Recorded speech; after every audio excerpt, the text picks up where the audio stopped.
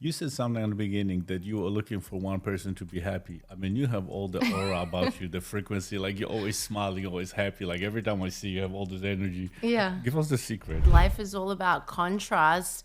And because I have felt that deep level of contrast, when I realized that I didn't need anything outside of me and only I could make me happy or sad, then I realized that happy is just so much more fun. My body is telling me something and I don't know how to process it.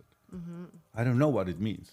Ask yourself why 5 times. And usually the 5th time you ask, you're going to be at the root cause. And the root cause is always going to be fear, shame, guilt, or unworthiness. I've seen people transform in 5 days. It doesn't have to take a lifetime. When you're standing at, what you feel might be like your rock bottom, that's that moment of awakening. That's that moment of that's calling you. When you feel true unconditional love, this. When you feel that love, nothing outside of us matters. Everything else is just fun. It's just a game. Stay tuned because it's gonna be amazing podcast. She's not gonna do the hypnosis on us, but she does that. So welcome to Mastering the Inner World and Outdoor podcast. Today we have a guest, which is a dear friend of mine. We met a few weeks ago, but I feel like we know each other. We will not shut up. I would not go to the bed. I go to the bed at 8 o'clock at night. And we stayed till like 10, 11, 12. It's like, it was time to go. But we would not stop. The reason, guys, stay tuned because it's gonna be amazing podcast. She's not gonna do the hypnosis on us, but she does that. And she's gonna walk us through the journey, the inner journey, and all this stuff. She does to keep her energy and keep her happy. And we definitely have the same frequencies. She's also an author of the book, Best of Living It. So we have a Julia Brodska. I said it right. She's half Australian, half Russian, right? I'm right? So, Yeah. but speak with your Australian accent, please. Hello, mate. Thank you. So thank you, Julia, for coming. Thank you so I much really for having appreciate me. it. So you said you're not gonna do hypnosis on us. I mean, I can. Okay. You just got to be ready. Okay. And it's funny. I literally just found out. I thought the hypnosis is like you can do to anybody, but you just explained it to me that only if somebody wants to. Yeah, I like to explain it as all hypnosis is self-hypnosis. So just like, if I was your fitness trainer and I took you to the gym, I can't really make you lift the weights. You have to really want to do it. And so often we get like, husbands or wives and they're like, make my husband quit smoking or drinking. And I'm like, well, but do they want to? So, it has to start with the intention first, and then we take you through 6 stages of consciousness. You're completely awake and aware. It's safe. It's easy. It feels like a deep meditation. But, you're able to get into this trance state. It's called the theta brainwave state, where you're super open and susceptible to suggestion and new information. And there we can identify any beliefs that are no longer serving you, and then use suggestion to reprogram them into new ones that are better serving for you. So it's a beautiful journey. Okay. So hypnosis, like to me, you explained it to me first time when we spoke first time. I didn't know. I thought when the hypnosis is like you just out, it's like, and it's like, and you completely, it's like what I do every morning. It's just like I go to the deep meditation, and I'm trying to figure out where my mind takes me. And then I have at this point, because I've been meditating so much, so many times, and for so long, I can really step out of my body and actually give my own advices, not out of ego, but out of what serves me, what doesn't serve me. I recognize which Jarek is talking, which Jarek is thinking, which ego, which superego.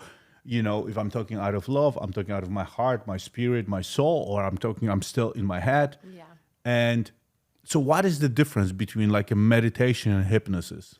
Yeah, that's a really good question. So meditation, we usually get into an alpha brainwave state. Sometimes people who are experienced can get into theta and gamma, which is your out-of-body experiences.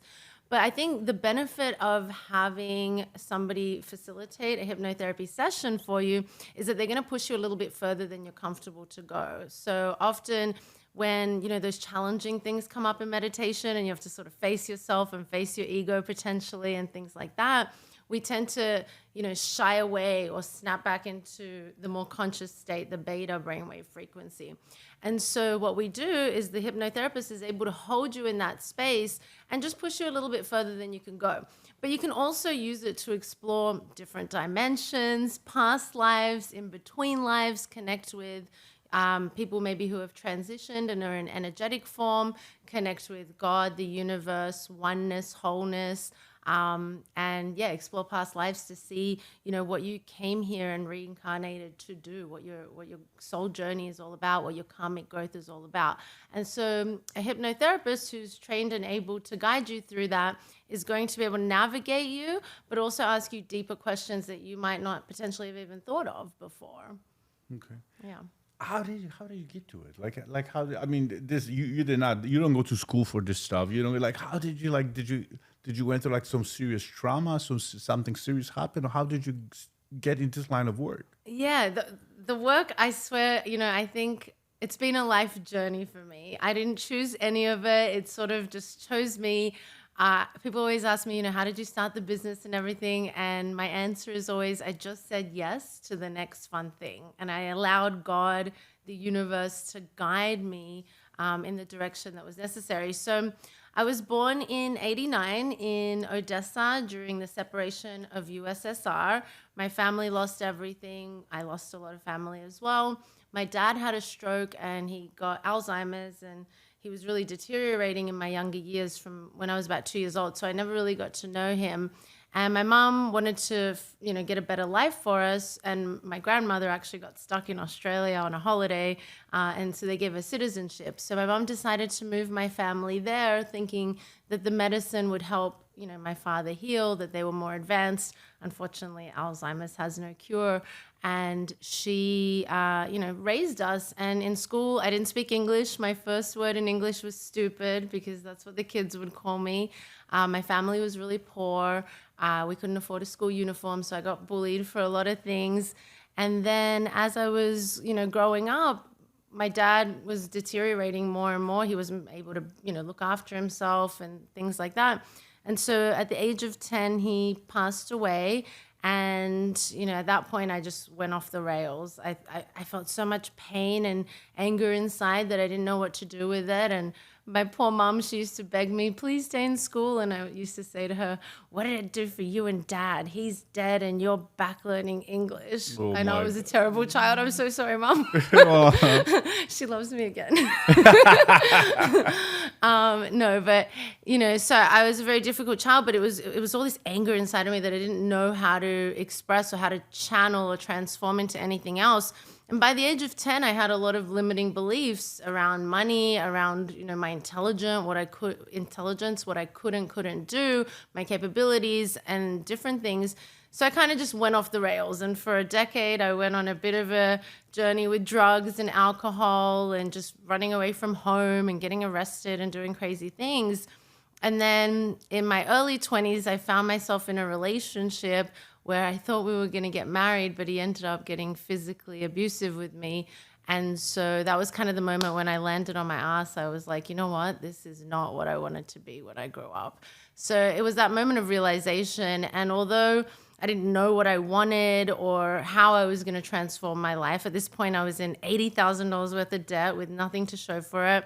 I was, 40 pounds heavier than I am today.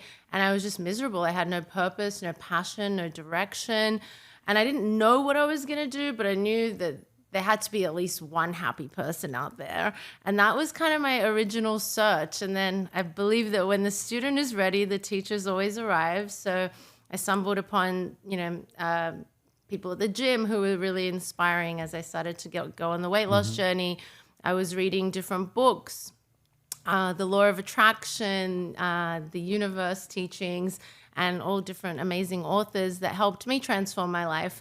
And then when it comes to business and hypnosis, ultimately, I just read a book called The Journey of Souls by Michael Newton, and that inspired me. And I was like, I want to get hypnotized, but I couldn't really find anyone like locally that had any reviews, let alone good ones. And I was kind of scared, like, oh, letting someone into my mind, the same fear that most people have. And as I went on this journey, I ended up saying to the universe, send me a good hypnotherapist. And guess what? That was on Wednesday. That Saturday, I had an event. We used to call them self-love events, where we'd bring lots of different healers together. And one of the people at my event was a hypnotherapist, and he did past life regressions, which is what I wanted to experience. And so, I got to know him, and he told me about the school in Virginia, the Association of Research and Enlightenment, Edgar Cayce's school. And so I went and studied there and got certified and just started playing with it. And honestly, like, the journey to hypnosis is like one big retreat in itself. You got to really face yourself if you want to do a job like this before you can, hold space for others. How many times did you get hypnotized? Have I been hypnotized? Yeah. Oh my gosh. I used to do it monthly at least. Okay. So over 100. Oh my God. Yeah.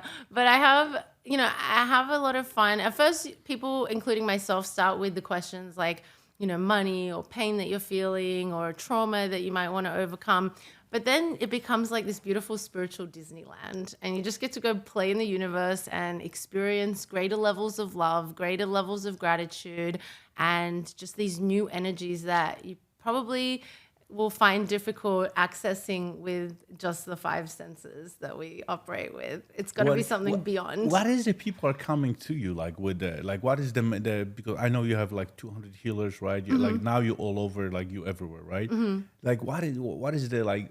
Do you have like a top 5 that people are coming like to you guys? Me personally, it's interesting. So for my company, people might come for like weight loss. They might come for overcoming some kind of trauma. Heartbreak is a big one.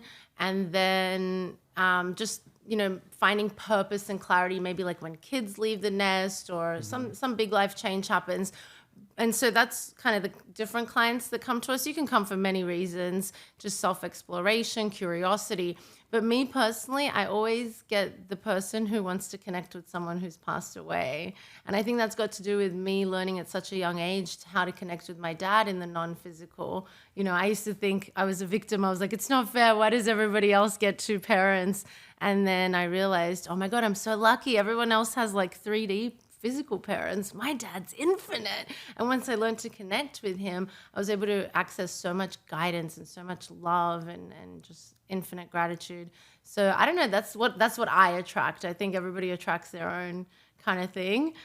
So I always get the person who wants to talk to someone who's transitioned. You said something in the beginning that you are looking for one person to be happy. I mean, you have all the aura about you, the frequency, like you're always smiling, always happy. Like every time I see you have all this energy. Yeah. Give us the secret.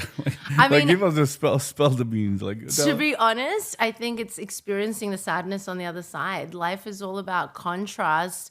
And because I have felt that deep level of contrast, and, in my early 20s, I was diagnosed suicidal. I was put on antidepressants, ADHD, everything you can think of, and so many acronyms.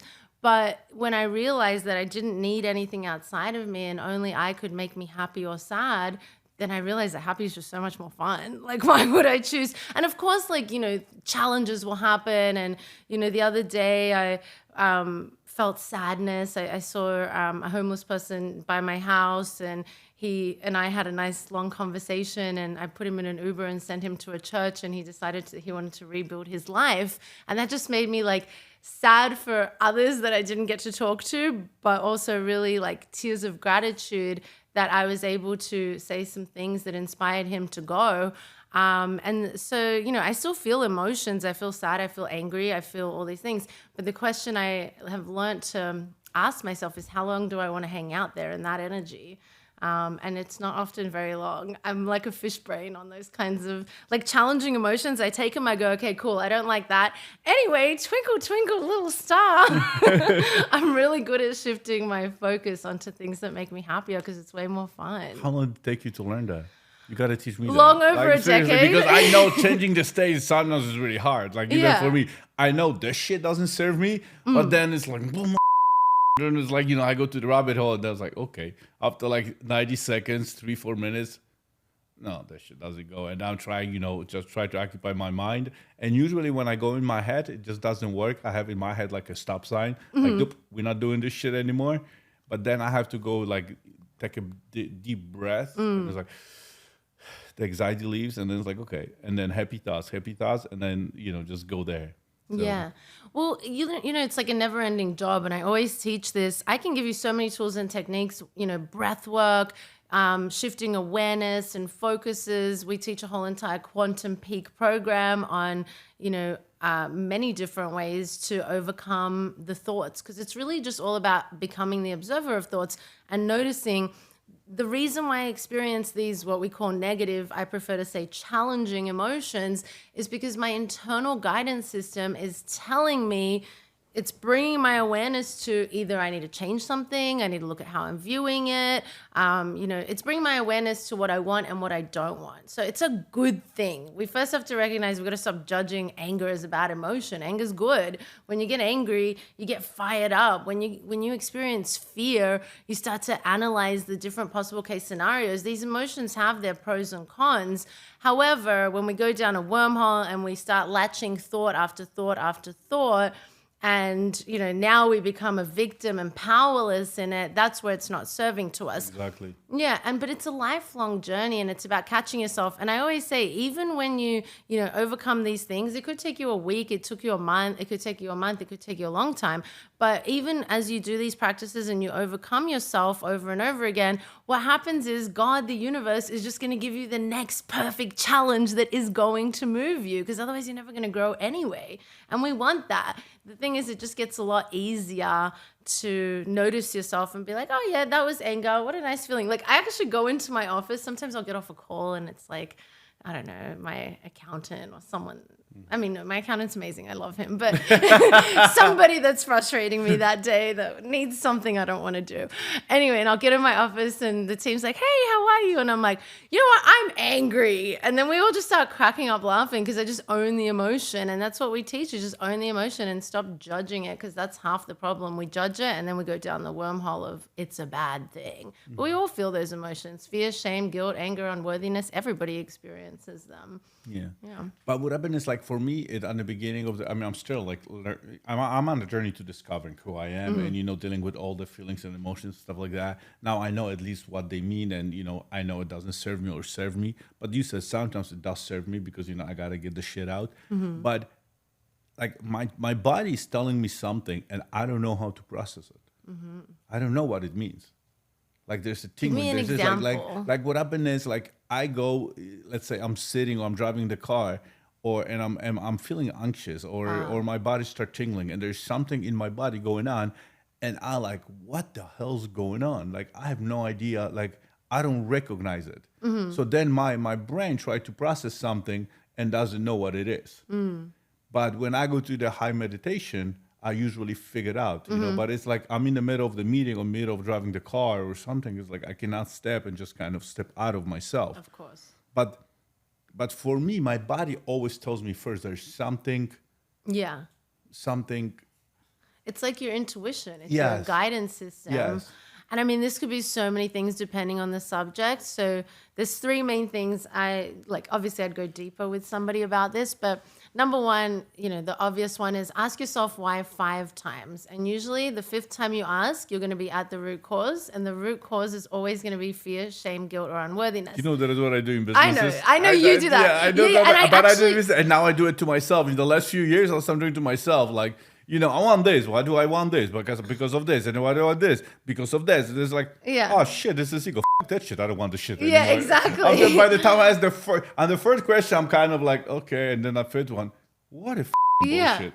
Exactly. Well, I learned it in business too, but then I started applying it to my emotions and to my spiritual practice. But I'm new on that. And it's like, why I'm doing this in life, in business, and then I don't implement this, a lot of this stuff, because it's everything is the same. If it applies to the part, it applies to the whole. So let's go to the 5 questions. Explain the whole exercise, because people are listening. Yeah, so what we do is we ask ourselves why 5 times. So let's say, for example, I'm sitting in the car and I start to feel anxiety. Okay, well, why is this anxiety coming up for me? And if you can try to switch off the thinking brain and just feel into your heart, usually what I do is I bring my awareness onto like my heartbeat. and I try and feel the energy of my heart. And so as you focus your awareness on your heart and you just ask yourself why, your body's naturally going to tell you. Now, maybe you're walking into a meeting, maybe it's a stressful situation. Maybe you just got a bad text message. Maybe your flight just got canceled. Yeah. So you can answer that question, like, why is this anxiety My coming flight up? just got canceled right before we got on the podcast, so that's why she's making. But then it wasn't a mistake. Well, let's use that. Yeah, no, we don't. Let's pretend. But let's say the flight got canceled. Now I'm really stressed out. Okay, well, why am I stressed out? Because the flight is canceled. Okay, so what? The flight's canceled. Well, now I have to book another one. Okay, so what? Well, it's a real inconvenience. Okay, and what if it's an inconvenience? Well, I might be late to really important things tomorrow. And if you're late, the fifth one, what are you going to feel? Well, I'm going to feel guilt, right? Or I'm going to feel fear because it's an important meeting and I might get fired. I don't know what your reason is, but it's always going to be fear, shame, guilt, or unworthiness. That's going to be the root cause of every single exterior emotion that you're experiencing. So then the same way that you ask in a business and you're like, who gives a shit? I don't need this anymore. Now you can go, well, this is just guilt coming up for me. Every human experiences guilt. I'm just having an experience of the emotion of guilt. Great. Now, do I want to hang out here? Do I want to transform this guilt? What do I want to do with this guilt, right? Because is it really a guilt that I need to feel? It's not my fault, obviously. The plane situation is just bringing my awareness. The plane situation doesn't even matter at all, the canceled flight. What matters is there's guilt sitting in my system, usually in my root chakra, and the universe is not subtle. It will do everything it can to show you that guilt. And until you face the actual guilt itself, you'll just continue to have moments that bring up the guilt. And so this is what we do in hypnosis. We find those root fears or energies that are holding us back, and then we find the root cause, and then we transform that story and your belief around it, because the belief is just a thought we've all thought long enough to be true. I think almost everybody knows that, right? And so you think it long enough and then you believe it. So now what if we could give you a new thing to think, reframe what you believe, and your whole entire life experience has to change from that. Talk about the lowest level of energy, the guilt, shame, worthless. Mm-hmm. Okay, can you talk about that? It's Yeah. like, because that's like you and I, we talk about it. Remember, we're sitting at the table. Yeah. This is where all the bad shit happens. Mm-hmm. Seriously. Like, Yeah. because what happens is your whole energy is drained. And that's like, so you were saying it's a guilt, shame, blame. Fear, shame, guilt, and unworthiness. Yes. And this is a yogic teaching, by the way. I didn't make it up. And it's at the root of everything, because our first, well, even with our conscious mind, but our root chakra, the first energy center, is all about survival. And the conscious mind's job is not happiness. It's not intelligence. Its job is just survival. So what it needs to do is constantly be in the known, constantly be able to predict what could potentially hurt us or impact us in any way. And then it's going to move everything out of the way to make sure that we avoid any of that pain, fear, shame, guilt, or unworthiness. But the higher self, the crown chakras and the third eye beyond the veil, it knows that our growth depends on us moving through those energy centers, becoming stronger than those challenges. So we have to overcome each of these emotions, and nobody's exempt from them. We all have to experience them and overcome them. Everybody just gets an insert story here to what level they're going to experience it to. But even in my book, I write 10 out of 10 shit feels like 10 out of 10 shit. It doesn't matter what the story is. Our stories can be different, but we've all reached that 10. Right? It's Yeah. like we go through the same shit. Like, Yeah, like we all it's- do. It doesn't matter. But what happened is we assign our story, but we go through the same shit. Like And exactly we give it the so yeah, much But my importance. story is not. Your story is the same. You still go through the same process. Yeah. Okay, walk us through the 10 stages. The 10 stages? Yeah, that you said that you, because I'm 7 guilty. areas of life? Yeah, I got the book and I did not read it. I started reading. I read maybe 10 pages and then I fell asleep. And then I brought the other book next to your book, and I finished the other book. I did not touch yours. So I'm on like 10 page. I'm guilty. No, that's fine. I read your book. I loved it. Oh, I read it. now it's a guilt and shame. Now I feel like shit. See? No. I actually was in St. Augustine, Okay. and I was just chilling by the pool, and I smashed the whole thing. I love Thank you. reading. Thank you. Okay, so I talk about creating fulfillment in the 7 areas of life. And fulfillment is ultimately wholeness. What are the 7 areas? Social, physical, spiritual, financial, intellectual, relational, and vocational. So each of the 7 Vocational. like making your dream your job. Okay. Yeah, not vacational. Don't get it confused. I mean, that could be an 8th. Okay, there you go. Anyway, so pretty much, what I talk about is there's going to be times in life where we all experience challenges, ups and downs. We need that. We need the contrast. And I teach about the contrast is step 1 of the manifestation process. If nothing seemingly bad ever happened, or nothing challenging ever happened, then we would never be able to sit here and go, here's what I want, here's what I don't want. We'd be God energy, everything, everyone, everywhere at the same time. There'd be nothing to desire. There'd be no separation from it. So we need these 5 senses and the separation, the illusion of separation and the contrast to determine what we want and what we don't want as people. So first we've got to look at bad things as good things. Everything's just happening for us and it's just a life experience. There's nowhere to get to. There's nowhere to go. It's just a beautiful journey of becoming and figuring out what we become. But what if you're in the bed, like let's say in the tunnel or in the shit, in the shithole, and then whoever's listening, I'm telling you, everything passes. Everything. It doesn't matter if you're in the top and the happy, that will pass. If you're on the bottom of the bottom, that will pass. And as I always say, there's no top of the top and there's no bottom of the bottom. For some reason, our brain, our mind, our soul learn to deal with this shit. Yeah. You know what I mean? But somebody is really in dark place. For sure. Dark place. And it's like, dude, it's been a month. It's been 2 months. It's been a year, 2 years. Like I'm in this horrible journey. It's like, and people have no hope. Yeah. And it's funny that they won't show up to the hypnosis. Of they course. won't, because it's like you get to the, like you said it on the beginning of the podcast, then you become, when you go in this guilt and shame and blame, then what happens is you become a victim. Yeah. And I was like, when you become a victim, that's the biggest. It's right there. It's like, bing, right there. I need help, because then you don't see anything around it. So how do you get them out of it? So, I mean, the first thing I want to say is everybody has hope and there is support and help for everyone. I think that's a really important thing that people need to know, is that we do feel very helpless sometimes. And I've been in that position, and, the universe, God, will continue to give you more opportunities to realize that, right? And the deeper you go, the darker it can get. But eventually, whether it's this life or another one, we end up landing hard enough on our butts, like I did, to realize that, it's time for that transformation. And it will send you support. It will send you the help that you need. But ultimately, it is up to each person to take that first step. And I very much encourage it. We're always here to support it. This is, what we do for a living. And then once you can get that first step, that's the hardest one, because everything after that, it becomes momentum. And once you can start building momentum onto it, you can start, making that path to transformation. But honestly, I'll show you a video. There was a lady that came to our last retreat. God bless her. And we became such good friends. I always become friends with all my guests. I love them. They're so inspiring to me. They're the reason why, we get up out of bed every morning. But so she came, and she only just found us on Google 48 hours before the 5-day retreat had started. It was a 5-day quantum peak immersive experience. 48 hours before, at 10 o'clock in the morning, when she booked the ticket, she was drunk in bed writing a suicide letter to her 2 children. She didn't think she was going to make it to the retreat. But something within her said, you know what, I'm going to try this. She was already on all the medications, benzos, Adderall, everything. And she really just, didn't think that there was anyone to help her, because she believed in the medical industry and they couldn't help her.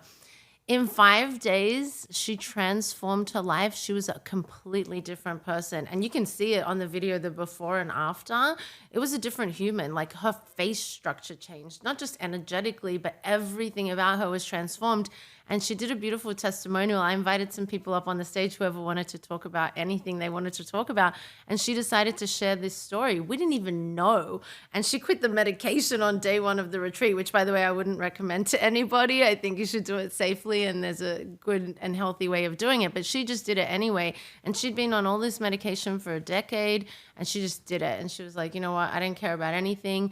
I'm just going to let go and fully surrender. And it's in that moment where we truly surrender that we can allow, God to do his work. And that's how the transformation goes. But I've seen people transform in 5 days. It doesn't have to take a lifetime. When you're standing at, what you feel might be like your rock bottom, that's that moment of awakening. That's that moment that's calling you. And what I find is, number one, it always feels like a way bigger mountain than it is, no matter what you're trying to climb. But whether it's, the wealthiest people that we've worked with, or people, without much financial abundance specifically, they still go through a journey. It will happen much faster than you can imagine. And at the end of the day, they're always called back to home, whatever we want to believe that is, whether it's God or the universe. All of these challenges happen just so we can feel that love, so we can feel that oneness and that gratitude. And the universe will beat us down until we decide to take that step. It will just happen. That's what I've seen. It's funny. Yesterday I did a podcast with myself, and we talk about just surrender and letting go of the control. Mm-hmm. Because this is where you lose the ego. Have no control. That's an illusion. Right? I teach a whole day about this. Dude, but I'm getting goosebumps. It's like, I'm going to control this shit. I'm good. I'm surrender over here, but not over here. No. Not on this one. Dude, not on this one. Hang on, and squeeze. they should screw you over like so many times. But, but here I have to. I mean, this is like no. And then you go, it, and it all comes through. Really? It's all us. Actually, let me tell you a really funny story where this really made sense for me. So we have different energy in different parts of our brain. I have a neuroscientist, and I went to see him to play around with his EMS device and EEG, and he scanned my brain, and he looked where I had more energy, less energy. So I have less tolerance to pain than you probably do, for example, just guessing. But I have a very low tolerance to pain. I'll get a paper cut and I'm like, oh my gosh, it's terrible. It hurts. So anyway, ultimately, different people just have less and more energy in different parts of the brain. And so he put this brain zapping device to give me, and this, by the way, directly computes to the addiction portion of our brain. So he hooks up my brain and he starts zapping me, and it was hurting. It was like bzz, bzz, bzz. It was like 10 out of 10 pain for me, and I hated it. And I'm sitting there trying to meditate, like every 5 seconds, getting my brain zapped, or 1 second. And then ultimately, by about the 45-minute mark out of the hour, I kind of just spaced out and went somewhere, and it was gone. And at the end, he asked me, how was that? I said it was really painful for the first 45 minutes, but then it got really easy at the end. And I just kind of switched off and zoned out of here, maybe out-of-body experience. And he said to me, good, that means it worked. And I said, well, what does that mean? How do I know that it worked? What does work mean? Like, it worked. And he goes, well, what happens is your brain tells you, your pain receptors are telling you that you're experiencing pain, but I'm not actually hurting you. I'm not causing you any pain as you felt in the last 15 minutes. I didn't change anything. I wasn't actually causing you pain. But your brain has this resistance to pain that energy, or that brain has less energy. So it would tell you and amplify this pain that doesn't actually exist. And when you finally surrendered and let go of control, it was like, oh, okay. When the brain surrendered and let go of control, it was like, oh, there is no actual pain. And I thought of that as a life metaphor. And I'm like, that's what we do in life. We sit here and we experience all this pain, but it doesn't actually really exist because we don't have to bring our awareness there. We can just go float out and not literally, but I don't know, look over there instead, right? So anyway, I thought that was a really interesting metaphor. When you guys do those events, the 5-day events, so you go, what process you guys go through? You have an order that you guys go in? And yeah, the 5 days. Mm-hmm. So day 1 is all about self-discovery. So we do all of the testing pre and post-retreat because I love to actually show you the transformation. I think that gives you a real understanding of how powerful this work is. I've been in this business for almost a decade. You were also measuring stuff. We measure brain waves, mitochondria, microbiome, bioenergetic field, internal organs, meridians, energy centers, pretty much anything you'll give them, they'll measure it. Hair sample, everything. Microbiome, cortisol. So they'll measure everything. And so day 1 is all about self-discovery. We not only set intentions on a spiritual or emotional level, we also do all of the pre-testing so that we can see where you're at and you can understand where you're at and then create a where you want to be. And during the 5 days, we're going to take the path together to get there. Day 2 is all about letting go. All of us are holding on to a lot of stuff, whether it's conscious or unconscious, and we're just going to be letting go or setting it free, anything that no longer serves us. How you let go of the stuff that is unconscious? You don't know that. We bring it up for you with hypnosis. Okay. Yeah, I do very specific targeted group hypnosis programs and hypnotic sound journeys, and we bring that energy up into your conscious awareness while you're under while you're in the trance state in theta, and then you're able to face it, love it, appreciate it, and let it go and release it. So we do quite heavy work on that. And then day 3 is all about presence, and not like woo-woo, everyone needs to be more present. We really practice presence. And I take the group on a journey through understanding what presence actually means, like every single moment, getting super clear and present with it. I don't know, I did this one experience where I tried to be really present one day, and I came out of my meditation. I was so in the moment. I opened the door. I'm like, I'm so grateful for this door. What a beautiful door. What a wonderful home. I go in there and make my coffee. I'm washing the dish. I'm like, oh, it's so nice to, have a dishwasher that will shine it. And I was so present. And then Amazon knocks on the door, ding, straight out of the present moment onto what's next, right? And it was so interesting as I observed myself over a whole day. If you asked me, I would have said I'm the most present person. I wasn't. How often my mind would go to the emails I had to do, or, I'd stop focusing on the beautiful food that I'm chewing and think about, oh, I forgot to call that person. We just get out of the moment, but you got to practice it. It's also a practice. I always say, meditation is the practice and real life is the main event where you get to, execute what you practice.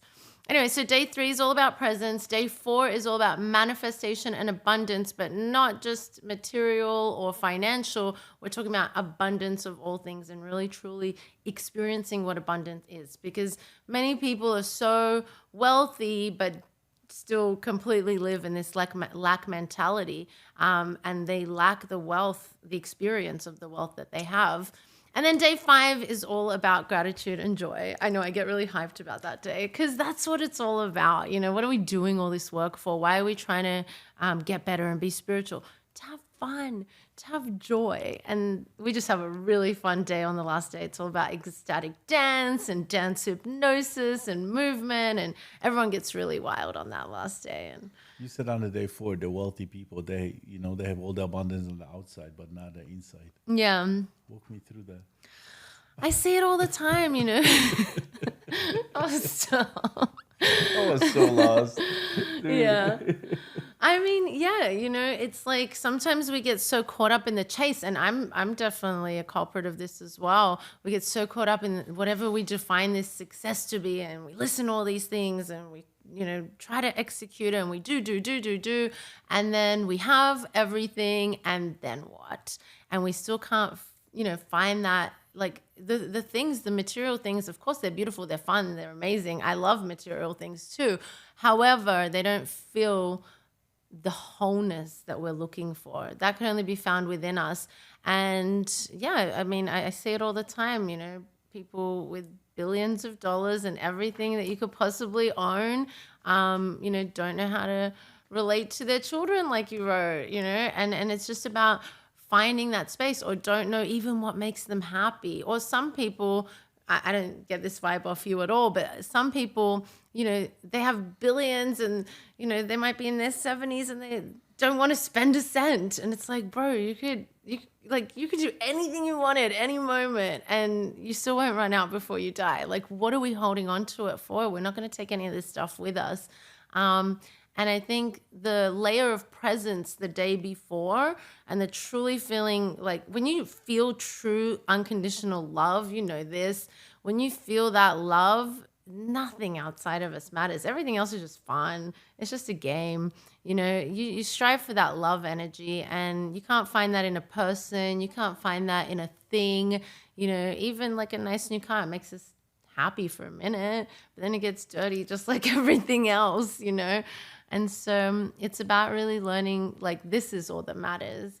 and continuing to amplify and experience more of that. And then everything else is just a game. So this is what it matters, and you keep saying oneness and wholeness. Walk us through the oneness and wholeness, because it's like Okay, this might get really weird. No, I love it. No, I will love it, because it's like, because I always tell people, I wish everybody had a chance to have whatever daydreams, like whatever, be a billionaire, accomplished by all this shit and whatever, and just like in a split of the seconds, like whatever you wanted to have it, and suddenly like, what the what next? It's about the journey, right? Yeah. And for me, the wholeness on the one, to me, like I want everybody to experience, it's like, it's a 3-day high without anything. Like, you know, I'm connected and I go with the flow, like, yeah. Yeah. And it's like, and no matter what I look at it, it's raining outside. It's like thunder. It's like, thunders. Wow, look at the rain. Yeah. Let me go outside. And I'm like drinking the water from the hose. It's like, what the It's like, I'm high. Like, you know what I mean? It's like the best experience. Yeah. Like, explain the wholeness, like your words. Like, what do you mean the wholeness, the oneness? Because Yeah. we all oneness. Like, that's why We're all you know what I mean? connected. Yeah, we all connected. Yeah. Okay, where do I start? So I guess hypnosis teaches this. I love It's how going you to said get it. weird. I don't know if people's gonna think it weird. It's going to be very You know, weird. when people tell you, hey, it's gonna be weird, it's gonna be weird. Okay. So we all know that like God is infinite, whether we call it God or the universe, higher self, it's infinite, right? It's the universe. There is no like start or finish to it. There's no time or separation or space. Like it's everything, everyone, everywhere happening all at the same time. There's no separation. So if then that is true, well then the thought of like, say, I want a pizza, there'd be no separation between you and that pizza, right? You would become the pizza instantaneously, simultaneously, as you are the thought, you become the experience. So if you are everything, including the pizza, there's nothing to want. There's nothing to desire. You are everything. So then it would make logical sense that you would have to create this like illusion of a separation, which is like us becoming confined by the senses, stepping into these physical bodies. So then you can separate yourself from that thing that you want. And now you can create, you can have desires, you can have, different wants and needs. And so that's the teaching, is that you come here into this journey to remind yourself you are the creator, because if you are everything, everyone, everywhere, then there's nothing to create. And also, sometimes in meditation or psychedelic experiences and journeys, people find, I've had an experience where I became this infinite oneness as I was in my meditation, and I was just everything, everyone, everywhere. And of course, like then when we come back into the body, we often go, oh, damn, but over there, so amazing. People who have had near-death experience say it all the time, like, oh, it's so beautiful on the other side. And, but what I realized as we come back in the body, we're like, damn it, we got to come back into this body, this limited 3D, problematic, challenging body. And so then what I realized in this moment was actually, but without this body, I couldn't possibly experience that, because it's this body that shows me the experience that contrasts that universal energetic field of energy. But yeah, you can experience it with breath work, with meditation, with hypnosis, with psychedelics. There's many ways of getting there. But it's just this infinite energy where there is no separation, there's no need, there's no desire, because you already are everything. You think of abundance, you don't have to get something to be abundant. You just already experience abundance. Yeah, exactly. You are abundance. But we forget that. Yeah. Mm-hmm. Like my mantra is like, I am abundance. Yeah. I am love. You know what I mean? I don't need love from anybody. I'm love. Yeah. You know what I mean? It's like, I don't need it. Yeah. If I get it, it's awesome. It's but you what bringing happens it up. it's my mantra, like almost every day. So. Yeah, and it's a beautiful mantra, because the thing is we forget this stuff, because with our 5 senses, we start to create this illusion that we're separate from things. And, if you close your eyes when you walk into a room, you can feel if that room is a fun party or a sad funeral. You don't need to see what's going on.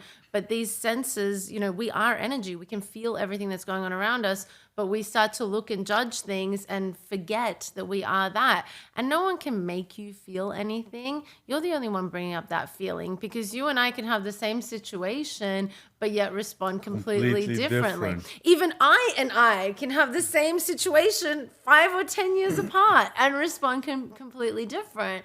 And so that's... You don't have to go 10 years apart. I mean, I got a like even a month ago that I would react completely different. But like, doesn't have to be 5-10 years. It can be literally like sometimes even a week. Because what happened with me when the switch happens, like, you go, what the hell? And then a week later, it's like, oh.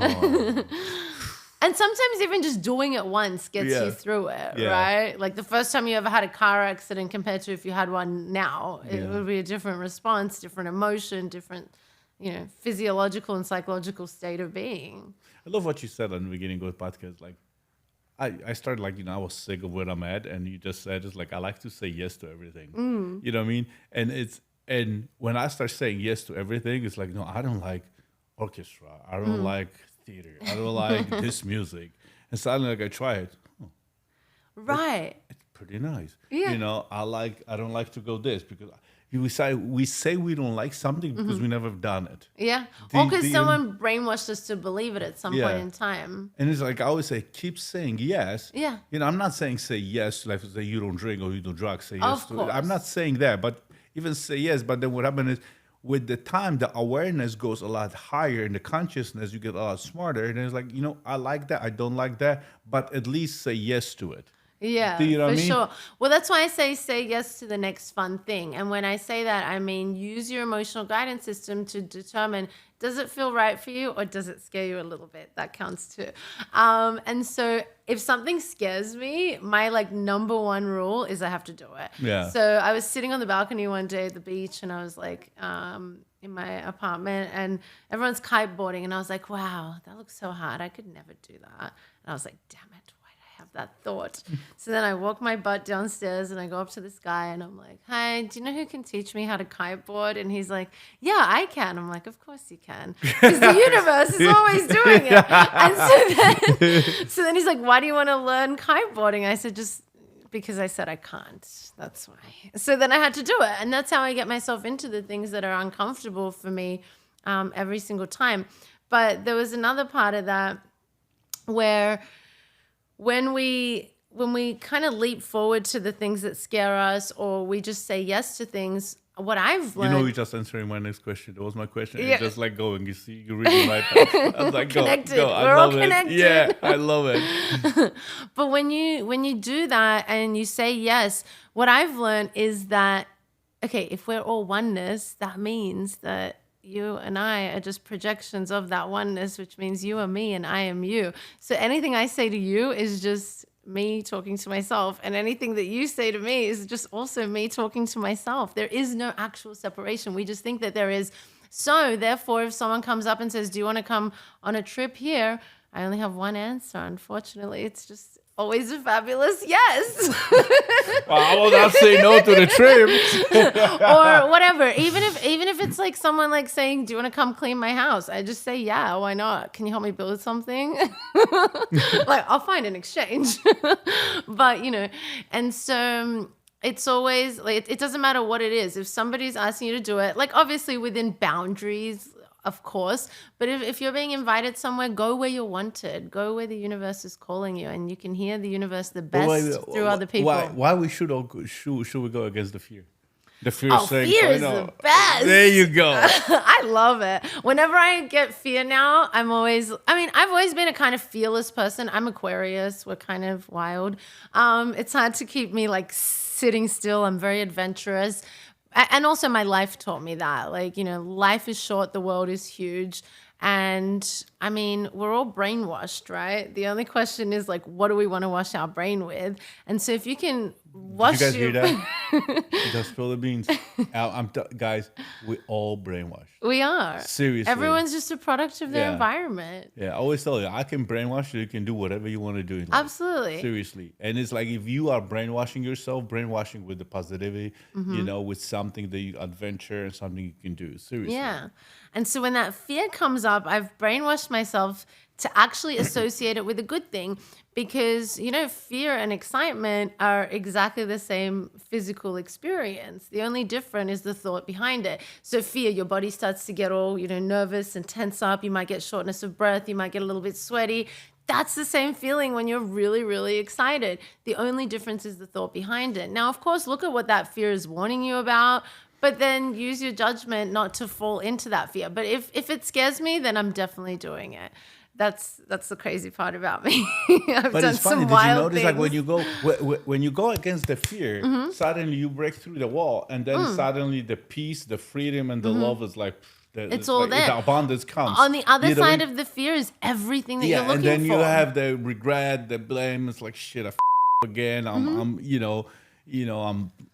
I'm weak. I'm not worthy, and it's like Yeah. all the other energy comes in.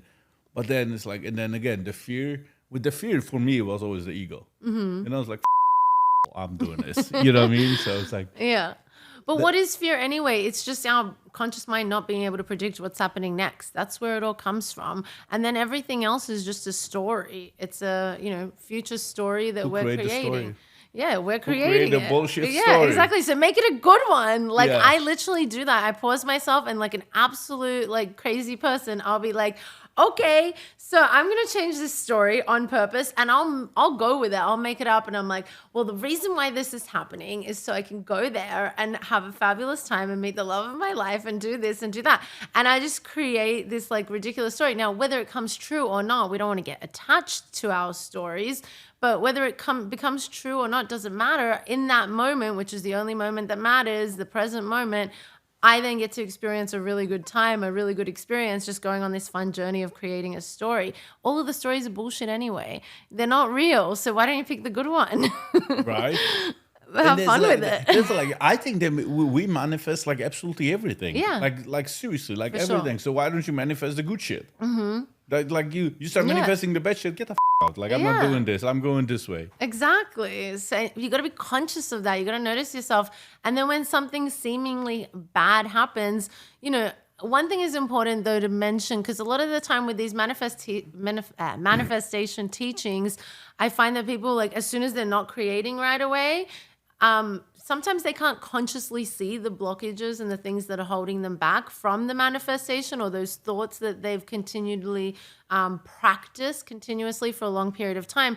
And then they start to blame themselves, like, I'm not good enough, I'm not doing this. So it's super important to understand that, you know, it's a practice like everything else. In my retreats, I'll bring up someone every time with a guitar, and I'll be like, okay, do you know how to play the guitar or the violin? And they'll Don't be like, do this no. shit to me. And then I'm not. You I'll see, definitely my do it to you. bullshit story is like, I'm good in sports. If it comes to music, I cannot sing, I cannot dance, Yeah. I cannot play instruments.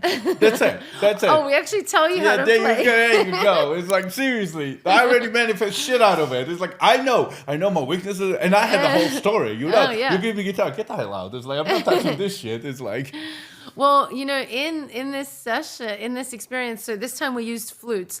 And, you know, of course, the day one, when everyone comes out there, they all squeal on the flutes. It sounds terrible.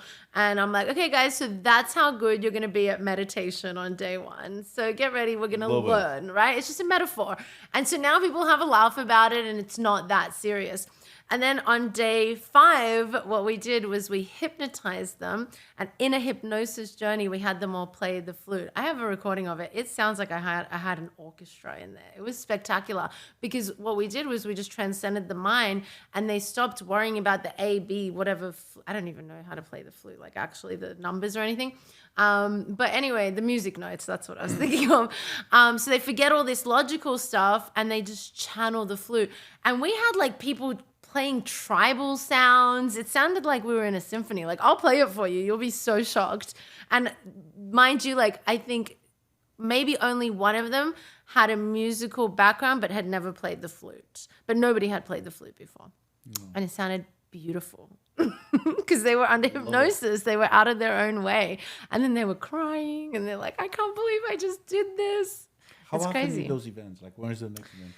We have one coming up on February 27th to March 2nd in Miami Beach. And then I'm thinking the next one will that's be... men and women, right? That's men. Yeah, it's everyone's welcome. The youngest person there was 15 and the oldest was 87 years old. So we customize the program to, suit your physical needs, your age group and things like that. It's a beautiful journey. But yeah, eventually I want to be doing them monthly, but we'll definitely get a few in this year. Okay, so when is it? You said February 27th to March 2nd. We're going to put the link on it. Okay. Julia, let's talk about psychedelics. Okay. What would you like? They help me. Yeah. Because what happened is my ego was always winning, right? Mm-hmm. So what happened is I couldn't now I know how to meditate, so it's a different story. But the first time, when the conscious and unconscious mind they went for the war, there was definitely the psychedelic helped me to get rid of my ego and really go deep what truly I wanted. That's almost like first awakening, and I didn't even know it's awakening. Yeah. So there's some people like psychedelics, so people are don't. So I mean, look, you have to be cold to it for sure. I don't think anybody should go and do it, if they don't want to. I don't think that's like a medicine that's great for everybody. So there has to be a calling to it. You have to have that that wanting or that curiosity, just like anything else. And then it's all about setting and dosage. So making sure that you're with qualified professionals who know what they're doing. You're able to set the intention and set the space up correctly. You're taking the right dosage. And then of course I see this happen sadly way too often, that people aren't trained to facilitate and hold space. And what happens is they open up spaces, but they don't know how to close that. And it's all energy. So then what happens is we go on a journey of having to close that ourselves. So these vortexes that we create, it's super important to have somebody who knows what they're doing. And, on many levels, not just administer the psychedelic. But yeah, once it's done properly, it can be a very beautiful journey. I've seen, people cure addictions with it. I've seen people completely transform their lives in terms of manifestation and the things that they're attracting, shift different ways of thinking, become really, truly different from, again, just touching that wholeness and oneness. But I do want to say that you don't need anything outside of you. So if you're curious, right, you don't need any substances. You don't need anything outside of you. It's all within you. Yeah, I think that's my saying. It's all within you. Just you cannot steal this shit. Seriously, this is mine. Yeah, this is mine. We can share. Yeah, we share that. And, I think it's good. For me, psychedelics helped me see the pinnacle of success of meditation and breath work and, where I really want to go. I'm one of those extremists. I'm like, okay, I really want to hit that by myself. So it showed me, where I believe the pinnacle of success is. But, I'm not going to go to them every single day. It's a beautiful thing to see and experience. And then the work is doing it on your own and without anything outside of you. Exactly. Last thing I'm going to ask you. Okay. Here's your camera. Somebody who's really struggling with depression, suicide, going through a hard time, through the breakup, through their heart, really bankruptcy, very bad issues. Word of encouragement or word of advice or... Don't be shy. Yeah. No. Here's your camera right here. Okay. You can transform your life at any moment, and it's only going to take one moment. And I know that it feels like it's a huge mountain to climb when you're standing at that, dark night of the soul moment or that rock bottom moment. But there are people here to help you. When you seek, you find. So ask for help. I am here for you. If you ever need anything, I will personally speak with absolutely anybody who needs our help. So please do reach out. And thank you. Yeah. Tell us where you can find you and everything else. Yeah, you can call us on 507-LIFING, LIFEING. We do wellness retreats and private experiences. Hypnosis is one of our big modalities, but we also have over 30 different healing modalities, including acupuncture, meditation coaching, the Quantum Peak program, Akashic record readings, and so much more. So yeah, do reach out. Our Instagram is @bestlife.ing or bestlifing.com. Thank you. You know what to do. Like it. If there's something for you, look at it again. If not, share it, send it to somebody. Love life. Thank Thank you. you. Thank you for listening. Leave your comments and subscribe for more insights on mastering the inner and outer wealth.